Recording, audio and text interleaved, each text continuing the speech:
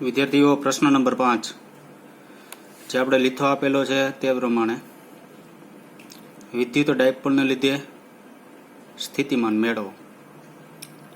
વિદ્યુત ડાયપોલથી દૂરના વિસ્તારમાં કોઈ એક બિંદુ લેવામાં આવે, ત્યાંથી આપણે શું મેળવવાનું છે? સ્થિતિમાન મેળવવાનું છે। વિદ્યુત ડાયપોલ જે છે એ પહેલા ચેપ્ટરની અંદર તમે અભ્યાસ કરી ગયા, બરાબર? તો ડાયપોલ કોને કહેવાય? તો એકબીજાથી પરિમિત અંતર ફિક્સ હોય 2a જેટલું, વિજાતીય વિદ્યુતભાર એટલે એક પ્લસ હોય એક માઇનસ હોય, તેનાથી બનતી એક રચના છે અથવા તંત્ર છે, તેને શું કહેવામાં આવે? વિદ્યુત ડાયપોલ કહેવામાં આવે છે। આ વિદ્યુત ડાયપોલની ડાયપોલ મોમેન્ટ જેને આપણે P વડે દર્શાવી છે, P બરાબર કેટલું હોય છે? Q ઇન્ટુ 2a જેટલું, જે તમે ચેપ્ટર નંબર 1માં ભણી ગયા। ડાયપોલ મોમેન્ટની દિશા માઇનસ Q થી પ્લસ Q તરફની હોય છે। હંમેશા યાદ રાખવાનું, ડાયપોલ મોમેન્ટ એટલે P ની દિશા જે છે ને, અત્યારે આપણે મૂલ્ય લીધું છે અહીંયા, બરાબર? વેક્ટર કરવામાં આવે તો અહીંયા વેક્ટર થઈ જાય। મોમેન્ટ P ની દિશા છે હંમેશા, અહીંયા આપણે એક ડાયપોલ લીધેલી છે, આ માઇનસ Q વિદ્યુતભાર છે, આ પ્લસ Q વિદ્યુતભાર છે, બે સમાન મૂલ્યના જ લેવામાં આવે। હવે આ બે વચ્ચેનું અંતર છે એ ટોટલ કેટલું છે? 2a જેટલું। મધ્યમાંથી અંતર લેવું એટલે અહીંથી અહીં સુધીનું અંતર a અને અહીંથી અહીં સુધીનું અંતર a, બેન સરવાળો કરો ટોટલ કેટલું થાય? 2a। આ P વેક્ટર દર્શાવેલું છે, જો દિશા લેવી હોય એટલે વેક્ટર દર્શાવવું પડે। આ P વેક્ટરની દિશા જે છે એ હંમેશા માઇનસથી કેવી હોય છે? પ્લસ તરફ, એટલે આપણે આ તીર છે ને એ ઉપર તરફ આમ લીધેલું છે, બરાબર? એ તમે ચેપ્ટર નંબર 1માં ભણી ગયા છો। હવે આગળ સૌપ્રથમ અહીંયા આપણે એક બિંદુ લીધેલું છે, આ ડાયપોલને લીધે ઉદ્ભવતું અહીં શું મેળવવાનું છે? સ્થિતિમાન। તો સ્થિતિમાનની અંદર આપણી પાસે એક જગ્યાએ વિદ્યુતભાર હોવો જોઈએ, એક જગ્યાએ વિદ્યુતભાર નથી, એનો મતલબ નથી એટલે છે ને એવું નથી, પણ એક કુલમ વિદ્યુતભાર હોય એટલે વિદ્યુતભાર દર્શાવતા નથી। તો આ ડાયપોલને લીધે અહીંયા P પાસે આપણે શું મેળવવાનું છે? સ્થિતિમાન। તો પ્લસ Q વિદ્યુતભારથી P બિંદુ છે એ R1 અંતરે છે, માઇનસ વિદ્યુતભારથી P બિંદુ છે એ R2 અંતરે છે, અને મધ્યમાં એટલે અહીં ઉગમ બિંદુ છે ધારો કે, એટલે O આપણે લીધેલું છે, ઉગમ બિંદુથી R1 વેક્ટર સ્થાન સદિશ છે, અહીંયા તીર દર્શાવેલું છે, બરાબર? આ R1 વેક્ટર P બિંદુ આવેલું છે। હવે આ P બિંદુ જે છે ને તે ડાયપોલની અક્ષ સાથે, ડાયપોલની અક્ષ આમ ઊભી હોય છે, બરાબર? કેટલા ખૂણે આપેલું છે? થીટા ખૂણે લીધેલું છે આપણે, બરાબર? એટલે અહીંયા એંગલ આ R ની દિશા, આ ડાયપોલની અક્ષની દિશા, એ બે વચ્ચે ખૂણો કેટલો લીધો? થીટા। એટલે આપણે એવું કહી શકાય કે ડાયપોલની અક્ષથી આ P બિંદુ કેટલા ખૂણે આપેલું છે? થીટા ખૂણે, બરાબર? એટલે આ આકૃતિની આખી સમજૂતી આપેલી છે। આગળ જઈએ, પ્લસ Q ને લીધે સ્થિતિમાન P બિંદુ પાસે શું મળે? તો સ્થિતિમાનનું સૂત્ર Q upon R છે, પ્લસ Q વિદ્યુતભારને લીધે સ્થિતિમાન કેટલું? તો K એટલે અચળાંક છે, બરાબર? Q એટલે એક વિદ્યુતભાર Q, અને જ્યાં મેળવવું હોય જ્યાં સુધી તેનું શું હોવું જોઈએ? અંતર, જેને આપણે V1 કહેશું। V1 બરાબર શું થાય? KQ upon R1। Minus Q ને લીધે સ્થિતિમાન P પાસે કેટલું? આ માઇનસ વિદ્યુતભાર, અહીં સુધીનું અંતર છે આપણી પાસે R2, તો આને લીધે અહીં સ્થિતિમાન કેટલું? એને કહેશું V2। આ Q આ માઇનસ છે, આ Q ના માઇનસ છે, K upon R2। P પાસે બંને વિદ્યુતભારને લીધે કુલ સ્થિતિમાન કેટલું? આપણે ખબર છે કુલ સ્થિતિમાન એટલે બેનો સરવાળો કરવાનો, તો V બરાબર V1 પ્લસ V2। હવે આપણે ખબર બેન સરવાળો કરો એટલે KQ upon R1 minus KQ upon R2 એવું થાય। એમાં K કોમન કાઢો તમે તો K ની જગ્યાએ લખી શકાય 1/4πε0, કાઉન્સમાં લખાય Q upon R1 minus Q upon R2, બરાબર? સિમ્પલ મેથેમેટિકલ સ્ટેપ છે, જેને નામ આપવામાં આવે છે સમીકરણ નંબર 1। તો આ સ્ટેપ જે છે ને એ આપણે શું કહેવા માંગે? P બિંદુ પાસેનું કુલ સ્થિતિમાન। કુલ સ્થિતિમાન એટલે સાદી રીતે જો મેળવવું હોય તો ડાયરેક્ટ વિદ્યુતભારને લીધે કુલ સ્થિતિમાન એટલું મળે, આખી ડાયપોલને લીધે મેળવવું છે એટલે થોડાક મેથેમેટિકલ સ્ટેપ આગળ વધશે, બરાબર? હવે R1 અને R2 એ Q અને માઇનસ Q થી P નું અંતર, એ તો અહીંયા આપણે આગળ કહી દીધું, R1 Q પ્લસ Q નું P સુધીનું અંતર અને R2 માઇનસ Q થી P સુધીનું અંતર। હવે ભૂમિતિ પરથી, ભૂમિતિ એટલે અહીં બે ત્રિકોણ વિચારવાના છે, એક આ ત્રિકોણ, અહીંથી આમ અને અહીંથી આમ. આ સૂત્ર જે છે એ ધારો કે આપને ખબર ન હોય તો 11મા ધોરણની જે ટેક્સ્ટ બુક છે એની પાછળ આપને આવા સૂત્ર આપેલા છે, બરાબર. એટલે આ સૂત્ર જે છે એ આપણે આની કોઈ માહિતી આપશું નહીં, સૂત્ર જે છે ડાયરેક્ટ લાગુ પાડશું. R1 અંતર કેટલું થાય? R1 નો સ્ક્વેર, આવું સૂત્ર છે. R1 એટલે આવડો અંતર. R1 અંતર સ્ક્વેર બરાબર R square plus S square, એટલે આ અંતર અને આનો વર્ગ માઇનસ 2AR cos થીટા. એવી રીતના R2 એટલે અહીંયા નીચે વી આવવાનું, નીચેના અંતર માટે શું છે તો કે R square plus S square plus 2AR cos theta. બે સમાન નથી, ખાસ યાદ રાખજો. એકમાં અહીંયા માઇનસ આપેલું છે અને એકમાં અહીંયા શું આપેલું છે? પ્લસ આપેલું. એટલે R1 સ્ક્વેર બરાબર જે પ્લસ ક્યુથી અંતર છે એના માટે માઇનસ આવશે અને માઇનસ ક્યુથી અંતર છે એના માટે શું આવશે? પ્લસ. તો R1 સ્ક્વેર બરાબર R square plus S square minus 2AR cos theta. R2 square બરાબર R square plus S square plus 2AR cos theta. હવે મેથેમેટિકલ સ્ટેપ છે એ બરાબર જોવાના છે, બરાબર. એમાં કોઈ પણ પ્રકારની આપણે ભૂલ ન પડવી જોઈએ. સૌપ્રથમ કોના માટે લઈએ છીએ તેની થોડીક માહિતી આપેલી છે.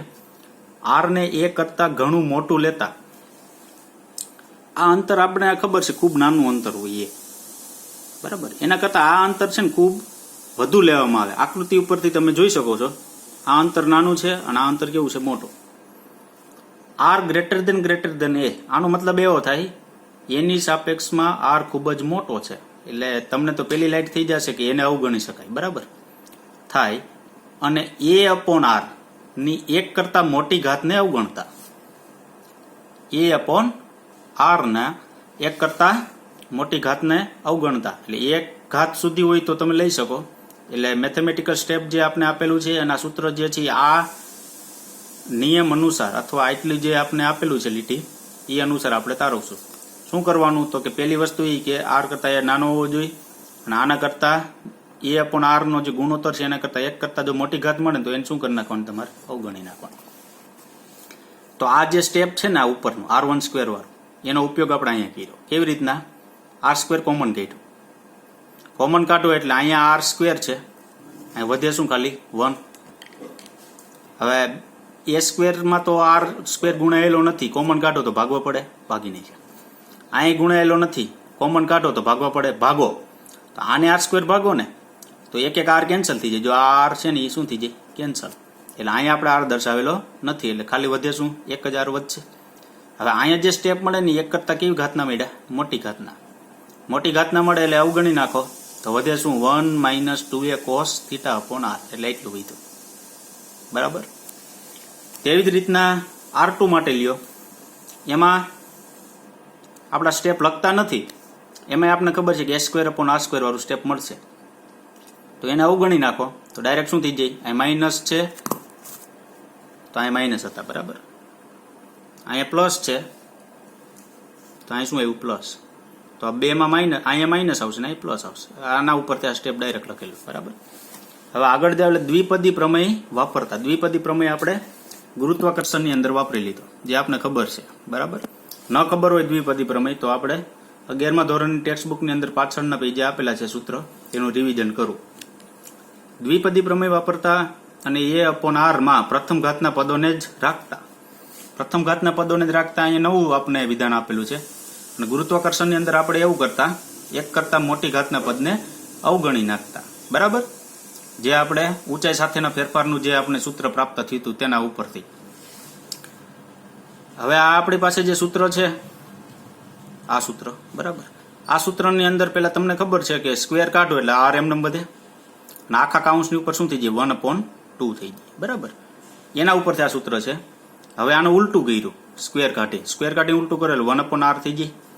R સ્ક્વેર છે ને ખાલી R વધે એટલે 1/R થાય. આ સ્ટેપને જો ઉલટું ન કરવું હોય, બરાબર, તમે ખાલી જો અહીંયા R1 રાખ્યું હોત, અહીંયા ખાલી R રાખ્યું હોત તો અહીંયા ઘાત આવત 1/2. અહીંયા 1/R1 કર્યું, અહીંયા 1/R કર્યું તો અહીંયા ઘાત ઊંધી થઈ ગઈ. એટલે 1/2 ની જગ્યાએ શું લખ નાખવાનું? -1/2, બરાબર. મેથેમેટિકલ સ્ટેપ છે. આગળ જાવ એટલે દ્વિપદી પ્રમેય એવો. હવે આપણી પાસે અહીંયા માઇનસ છે અને ઘાતી માઇનસ છે, તો એ પ્રમાણે દ્વિપદી પ્રમેય 1 માઇનસ x⁻⁻n વાળા સૂત્રનો ઉપયોગ કરવાનો. આ સૂત્ર આવી ગયું છે આપણે ગુરુત્વાકર્ષણમાં. 1 plus NX plus up to plus પરથી ઉપયોગ કરશું. આ 1 એમનેમ છે. x એટલે શું લેવાનું? 2a cos θ upon r, બરાબર. અને n એટલે શું લેવાનું? 1/2. n એટલે -1/2 લેવાનું નથી, બરાબર. n એટલે ખાલી શું લેવાનું? 1/2. માઇનસ તો એમનેમ છે જ. તો અહીંયા 1/r1 બરાબર શું લખાય? તો આ 1/r1 એમને મૂકી દીધા. આ 1 મૂકો ઈ આ પ્લસ મૂકા ઈ બરાબર. n એટલે શું લેવાનું? 1/2 ખાલી, હમણાં કીધું એ પ્રમાણે. એટલે આ 1 શું લખ્યા? 2 ઇન્ટુ આ શું આવ્યું? x એટલે આપણે શું કીધું હતું? 2a cos θ upon r, એટલે 2a cos θ upon r, બરાબર. આગળ જાઓ તો અહીં બબે શું થઈ જશે? અહીંયા કેન્સલ થઈ જાય. તો સ્ટેપ આગળનું શું આવે? 1/r1 એપ્રોક્સિમેટલી 1/r 1 પ્લસ બબે કેન્સલ થઈ જાય 1 પ્લસ 2a cos 2 કેન્સલ થઈ ગયા એટલે a cos θ upon r. આ કોના માટે આપણે ઉપયોગ કર્યો? આ માઇનસ માટે. એવી રીતના પ્લસ માટે ઉપયોગ કરો તો અહીં છેલ્લું સ્ટેપ ડાયરેક્ટ શું આવી જાય? 1/r2 એપ્રોક્સિમેટલી 1/r 1 એની જગ્યાએ અહીં શું આવે? પ્લસની જગ્યાએ minus a cos θ upon r. એની આપણે સમજૂતી જોઈએ. જો 1/r2 1/r 1 plus 2a cos θ upon r raised to -1/2. અહીં દ્વિપદી પ્રમેય એવો પણ કેવો હતો કે અહીંયા પ્લસ ને અહીં માઇનસ. ઓલા પણ અહીંયા માઇનસ ને અહીંયા માઇનસ હતા. તો આ પ્લસ ને માઇનસ માટે શું થાય? અહીંયા માઇનસ થઈ ગઈ એટલે 1 - n x plus up to n સુધી, બરાબર. 1/r2 બરાબર 1/r આ એમને મૂકી દીધા, આ 1 એમને મૂકી દીધા. હવે n છે અહીંયા માઇનસ એમને મૂકી દીધા, બરાબર. n એટલે શું લેવાનું? ખાલી 1/2 એટલે 1/2 લઈ લીધા. x એટલે શું લેવાનું? 2a cos θ upon r એટલે 2a cos θ upon r લઈ લીધા. તો 1/r 1 - 2 cancel a cos θ upon r. સમીકરણ નંબર 3. સમીકરણ નંબર 1 માં 2 અને 3 ની કિંમત મૂકતા. હવે સમીકરણ નંબર 1 શું છે? અહીં 1/4πε0 આ q r1 minus q r2. અહીંયા જો q તમારે કોમન કાઢવો હોય ને બાર તો બી q/4πε0 થઈ જાય 1/r1 માઇનસ 1/r2. અહીંયા આપણે 1/r1 ને 1/r2 શું કામ મેળવ્યા? અહીંયા કારણ કે અહીંયા 1/r1 છે અને અહીંયા શું છે? 1/r2. હવે 1/r1 અને 1/r2 ની જગ્યાએ આ ડાયરેક્ટ કિંમત આખી મૂકી દેવાની, બરાબર. સમીકરણ 1 માં 2 અને 3 ની કિંમત મૂકતા અને p બરાબર q ઇન્ટુ 2a પરથી એટલે એનો તમારે શું કરવાનો? ઉપયોગ કરવાનો. તો આગળનું જે સૂત્ર છે એમાં q/4πε0. અહીંયા આપણી પાસે શું હતું? q/4πε0 1/r1 પ્લસ અહીંયા માઇનસ 1/r2. 1/r1 ની કિંમત મૂકી એટલે શું થાય? 1/r1 plus a cos θ upon r square. એટલે શું છે? 1/r. આ માઇનસ એમને આ કોની કિંમત છે? 1/r2 ની.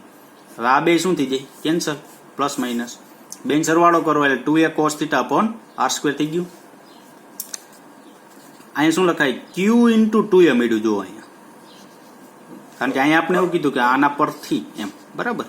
તો q ઇન્ટુ 2a મળ્યું તો એના બરાબર તમે શું લખી શકો? p. એટલે p લખ્યું, આ cos θ એમને 1/4πε0 p cos θ upon r square. અહીં p cos θ એટલે શું લખાય? p vector into r caret. આ ડોટ પ્રોડક્ટ કાઢો ને તમે, ડોટ ગુણાકાર જેને કહેવામાં આવે છે, એટલે અહીં કોસ થાય. જો અહીં ક્રોસ હોત ને તો અહીં શું થાત? સાઇન. તો p vector dot r caret. r caret એટલે OP ની દિશામાંનો એકમ સદિશ. અહીં આકૃતિ છે તેમાં O અને આ p છે એ દિશામાંનો શું છે? એકમ સદિશ. એટલે r કેરેટ લખી શકાય.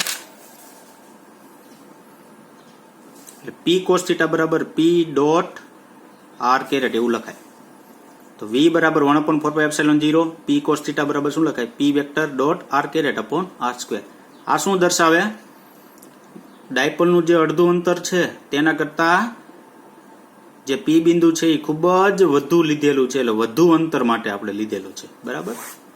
એટલે r ગ્રેટર દેન એ માટે આપણે આવું સૂત્ર સાબિત થશે. આગળ જોઈએ તો આ પ્રશ્નની અંદર વધારામાં આપેલું છે ખાસ કિસ્સાઓ કંઈક આપેલા છે. કિસ્સાઓની અંદર શું છે? તો કે ડાયપોલની અક્ષ પર સ્થિતિમાન. ડાયપોલની અક્ષ જોજો, અહીંયા થોડીક માહિતી આપી દો. ડાયપોલની અક્ષ એટલે આમ ઊભી છે કે નહીં? આમ, બરાબર, આમ ઊભી અક્ષ છે. હવે આ p બિંદુ છે ને હું અહીંયા લઈ લઉં. તો મારે એવું કહેવાય અક્ષ સાથે 0 ખૂણો બનાવે. આ પી બિંદુ જો હું અહીંયા લઈ લઉં તો મારે એવું કહેવાય અહીંથી આમ અક્ષ સાથે કેટલાનો ખૂણો બનાવે છે? પાઈનો. કારણ કે આપને જે સૂત્ર મળે છે ને એ કોસ વાળું મળે. થીટાની જગ્યાએ તમે 0 મૂકી શકો અથવા થીટાની જગ્યાએ શું મૂકી શકો? પાઈ મૂકી શકો. આ તો પી બિંદુ આમ છે, બરાબર. આ લંબાઈ નથી, સમાંતર નથી અક્ષને, ડાયપોલની અક્ષને લંબાઈ નથી, સમાંતર નથી. સમાંતર મૂકો અક્ષને તો થીટા બરાબર 0 લઈ શકાય અથવા પાઈ લખી શકાય. એટલે ડાયપોલની અક્ષ પર સ્થિતિમાન થીટા બરાબર 0 અથવા પાઈ માટે શું મળે? તો સ્થિતિમાનનું સૂત્ર આવું છે, 1/4πε0 p cos theta upon r². તો પેલા 0 મૂકો, અહીંયા 0 મૂકો તમે તો 1 થઈ ગયું. 1/4πε0 p અપોન r² મળે. પાઈ મૂકો તો -1 થાય, તો 1/4πε0 p -1 r². તો 0 અને પાઈ માટે શું મળે? તો કે સ્થિતિમાન v બરાબર ±1/4πε0 ઇન્ટુ p અપોન r² આપને પ્રાપ્ત થાય. એવી રીતના ડાયપોલની વિષુવવૃત્ત પર સ્થિતિમાન કેટલું?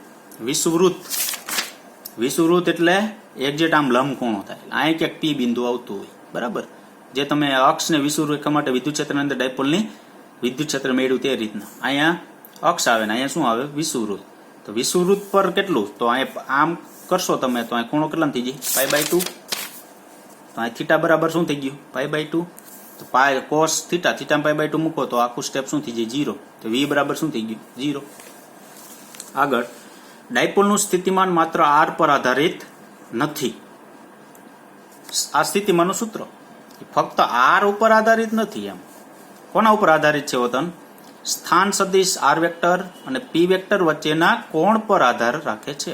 કારણ કે આ ખૂણો જે છે ને, બરાબર, એ ખૂણો જે છે ને આ થીટા, એ આ p વેક્ટર અને આ શું થયું? r vector. આ બે વચ્ચેના ખૂણા ઉપર આધારિત છે, બરાબર.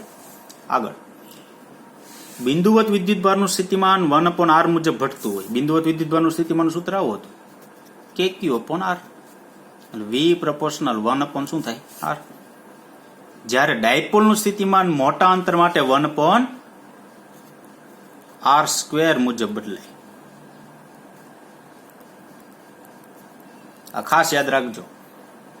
આપને એમ થાય કે સ્થિતિમાનનું સૂત્ર v બરાબર kq/r છે, બરાબર. તો કોક આપને પૂછે ડાયપોલ માટે ક્યાં અનુસાર બદલાય? તો એમ નહીં કહેવાનું v પ્રપોર્શનલ 1/r મુજબ. v પ્રપોર્શનલ 1/r² મુજબ. MCQ પૂછાઈ શકે છે, એવું ખાસ ધ્યાન રાખજો. ખાલી બિંદુવત વિદ્યુતભાર હોય તો 1/r મુજબ અને ડાયપોલ હોય તો 1/r² મુજબ બદલાશે. હવે આ જે આપણે સૂત્ર મળ્યું ને, v બરાબર 1/4πε0 p cos θ અપોન r², તે સૂત્ર જે છે એ બિંદુવત ડાયપોલ માટે પણ ઉપયોગ કરી શકાય, જેને બિંદુ ડાયપોલ કહેવામાં આવે. જ્યાં ધન વિદ્યુતભાર અને ઋણ વિદ્યુતભાર જે છે એ એકબીજા ઉપર શું થયેલા હોય છે? સંપાત થયેલા હોય છે. અને અંતર જે છે એ → 0 માં હોય. a → 0 નો મતલબ એવો ખૂબ જ સૂક્ષ્મ અંતર હોય, બરાબર. 0 નહીં, એનું અંતર 0 નથી હોતું, 0 કરતા ખૂબ જ નજીક હોય છે. એવા અંતર માટે તમે ડાયપોલ માટે સ્થિતિમાનનું સૂત્ર v બરાબર 1/4πε0 p cos θ અપોન r² જે છે એ તમે ઉપયોગ કરી શકો, બરાબર. વિદ્યાર્થી મિત્રો, આપણો પ્રશ્ન નંબર છે 5. બરાબર તૈયારી કરજો અને બરાબર પ્રેક્ટિસ લખજો.